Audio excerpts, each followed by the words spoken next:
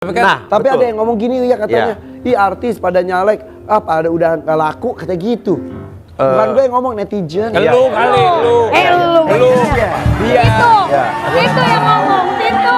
Netizen gue baca. Karena tadi di belakang pas Ikal ngomong gini, si Uya sama gue banyakan gue nge-hostnya, lihat dong acara gue lagi banyak. Acara gue lagi banyak. Nih, semua ada akan uya-kuya pada waktunya. Ya. Adu domba. Ya, kalau nanggapin ada orang yang ngomong gitu gimana lu nanggapinnya? Nggak apa-apa, karena gini, memang ada artis yang juga terjun ke politik karena emang udah nggak laku, ada.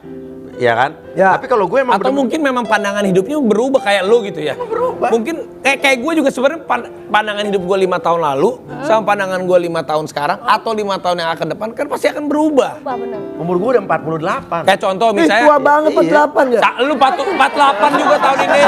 Sama dia. Itu sama. Tapi kan jiwa kita muda ya. Ya kayak contoh misalnya 5 tahun yang lalu mungkin gue nge-host masih bisa jungkir balik. Kalau sekarang kan kita ngerasa Lu masih jungkir iya, balik tapi juga kan lu. gak kayak dulu. Sekarang kalau gue mau jungkir balik satu, ingat usia, lu juga memantaskan diri. Kita punya pandangan-pandangan yang berbeda. Jujur, lu ada yang nawarin gak? Banyak. Gue yang nawarin banyak. Sebagai level tertinggi juga ada. Sampai level yang tertinggi. Cuman bukannya gue menolak, gue tidak bilang gue tidak mau ke politik, tapi gue bilang memang saya sekarang lagi ada fokus yang memang harus diprioritaskan. Karena kalau kita terjun untuk masyarakat, itu 99% ini memang jiwa kita, hidup kita harus diabdikan kepada masyarakat. Ada tanggung jawab dan keputusan itu. Oke, Kalau gue jujur, gue masih mau cari duit dulu. Kalau gue di dalam perusahaan gue. Itu gue juga dulu begitu. Kenapa Astrid bilang jangan dulu ke DPR? Karena lu udah cari duit aja dulu. Iya, gue juga Karena gue udah banyak duit. Iya, itu dia. Alhamdulillah. Bukan sombong, emang kenyataan. Iya. Kakanda, maaf. Kenapa kami harus memilih Kakanda? Ya, kena. Oh enggak gini. Gimana? Bedanya gini, kan tadi gue tambahin lagi artis tuh kenapa keterkenalan tuh bisa jadi biaya politik rendah. Dan selain itu artis itu punya public speaking dan juga daya tarik orang untuk mendengar lebih bagus. Kalau pejabat yang mungkin tidak punya public speaking yang bagus, ngomong apa mungkin edukasi belum sebagus apapun nggak akan didengerin. Mungkin Percuma. ilmunya ada tapi tidak Percuma, tersampaikan. nggak akan nyampe ilmu sebagus apapun. Bener. Artis tuh punya kelebihan itu. Nah, kenapa? Gue nggak suka janji-janji. Gue kalau turun juga nggak pernah bilang pilih gue nggak pernah. Iya. Gue malah justru mengedukasi bahwa nanti gunakan hak politik kalian untuk milih siapapun yang kalian yakin. Terus pemilihan presiden beda-beda, jangan berantem kayak 5 tahun yang lalu. Iya. Iya kan? Deh, jadinya. Jadi masing-masing berantem, mertua menantu berantem. Sekarang Pak Prabowo, Pak Jokowi temenan kok. Iya.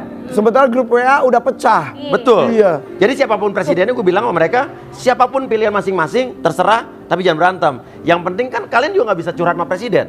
Iya. Sama DPRD sama DPR RI. Nah DPRD pilih yang kalian kenal dan yakin. Iya. Nah kalau gue nggak suka janji, lihat aja apa yang udah gue lakukan berapa tahun terakhir, perjuangan gue sama TKW, TKI, korban-korban KDRT, korban-korban mafia tanah, korban-korban penipuan online, korban investasi bodong, korban-korban kekerasan dalam rumah tangga, anak yang diculik. Gue lakukan bukan cuma konten, duduk selesai, enggak. Gue selesai sampai terakhir kasusnya putus divonis hakim, gue dampingin. Dan itu bukan buat building image. Bukan. Emang dia benar. Emang gue lakukan kan sebelum nyalek dari kapan tahu. Gini-gini dia tuh gitu loh. Oh gini. Gitu dia gini. Tuh. Gini kita baca dulu komentar netizen soal artis yang mau masuk ke dunia politik. Gini nih. Gitu gini. Gitu. Mana dia komentarnya? Mana sih Uya masuk PKP? KPK. Jadi kalau ada tersangka koruptor kan tinggal dihipnotis aja biar tersangkanya bicara jujur. Kemana aja alir dana tuh mengalir. Katanya lu mau. Lu tuh identik dengan hipnotis. Identik dengan ngeprank. Iya. Tapi kita takutnya di prank ya, lu tiba-tiba mundur gitu enggak kan? Nah justru itu. Kemarin gue sebelum masuk politik tuh kan ngeprank. Karena kan banyak pejabat yang ngeprank rakyat kan. Ya. Nah jadi gue ngepranknya kemarin aja. Pas jadi pejabat gue gak mau ngeprank rakyat. Mulut dia mah emang gak ada takut-takutnya ngomongnya. Loh kenapa emang nyatanya begitu? Banyak kan oknum-oknum yang ngeprank rakyat. Ngeprank. Iya. Ngomong aja di B. Apa? Iya. Kalau gue udah ngepranknya kemarin aja, jadi udah capek, udah puas. Dan tahu rasanya di prank. Ya, jadi pas jadi pejabat nggak ngeprank lagi gitu. Oke. Kita lihat lagi komentar berikutnya ya. Ada lagi nggak? Ini gini-gini gitu loh dia tuh. Oh gue takut ya nanti isinya gimmick semua kayak acaranya. Tuh, bener kan? Gini, gimmick itu tergantung kita lihat dari positif dan negatif. Bener. Semua artis di Indonesia di dunia ini pasti pernah bikin gimmick. Semua produk-produk yang ada di dunia ini ngiklannya pasti pakai gimmick. Pemilihan presiden mau di Amerika, di Indonesia, di seluruh negara pasti ada gimmicknya. Kalau gimmick positif kenapa? Kemarin kan kita bikin gimmick di dunia hiburan buat hiburan. Bukan buat menipu orang dan juga mengambil uang orang. Nah nanti gimana? Akan ada gimmick juga kah? Gimmick selama itu positif nggak apa-apa. Misalnya, ya kan? Misalnya kita pengen mensosialisasikan supaya jangan ada lagi penipuan-penipuan online yang terjadi. Gimana caranya supaya masyarakat dengar omongan kita biar nggak jadi berat? Bikin satu gimmick yang membuat orang nengok.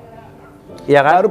Baru pesannya disampaikan, nggak ada masalah. Iya, Justru orang yang bisa bikin gimmick itu adalah orang yang cerdas.